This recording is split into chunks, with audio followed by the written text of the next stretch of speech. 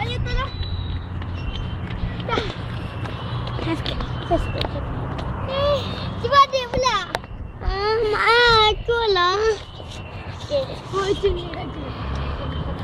Panas lah.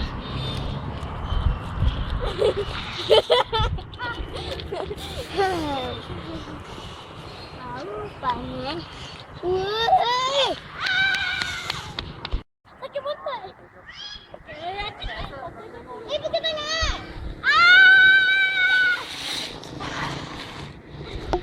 Sampai situ berdirilah. Bangun.